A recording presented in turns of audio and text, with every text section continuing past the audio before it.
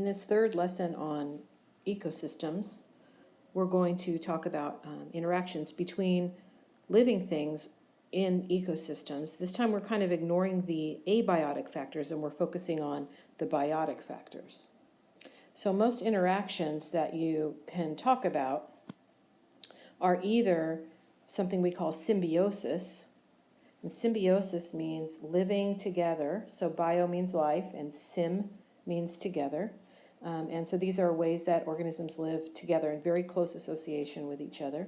Or they can be classified predator and prey relationships. So we're going to talk about both of these in this lesson. There are some other relationships between the same species. You'll sometimes see cooperation or competition, but we're not going to address those in this lesson.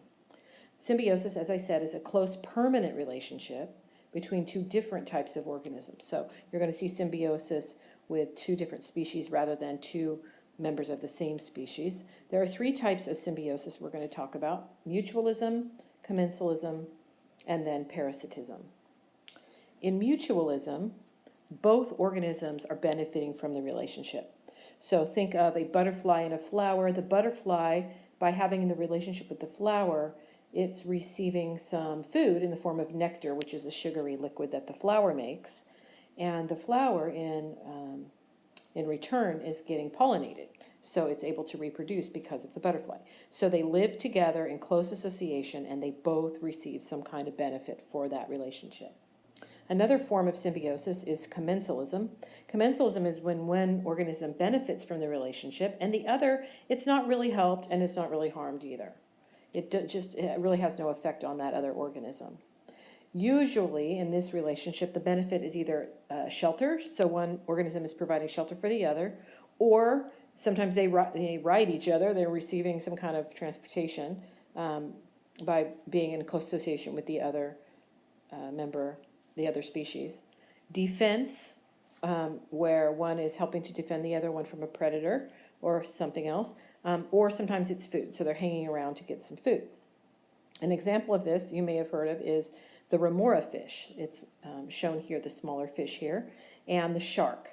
In this relationship, the remora hangs around with the shark and receives food. As the shark feeds, some little pieces are left behind, and the remora is able to get a hold of those. So you'll often see these remora fish hanging around with the shark. It doesn't hurt the shark at all. It doesn't help the shark. It doesn't really affect the shark at all, but the remora are helped by this close association with the shark. The third form of symbiosis is parasitism. In parasitism, we have one organism benefiting from the relationship. We call that organism the parasite, and the other organism is harmed, sometimes even to the point of death. We call this other organism the host. An example is a tapeworm. You may have heard of tapeworms, or you may have even heard of these liver flukes, which are another type of parasitic worm. They live in the bodies of other organisms, in their intestines, and feed off of the host. In this case, it would cause a disease state. So the host organism is harmed and has, we would say, has a disease by having this parasite. These parasites are called endoparasites because they live inside of the host. Parasite that lives on the outside of the body of a host is called an ectoparasite. An example of that might be like a flea on a dog. So here's a summary of these symbiotic relationships that I've mentioned. In mutualism, one organism benefits, the other organism benefits. They both benefit. In commensalism, one organism benefits, the other is really unaffected.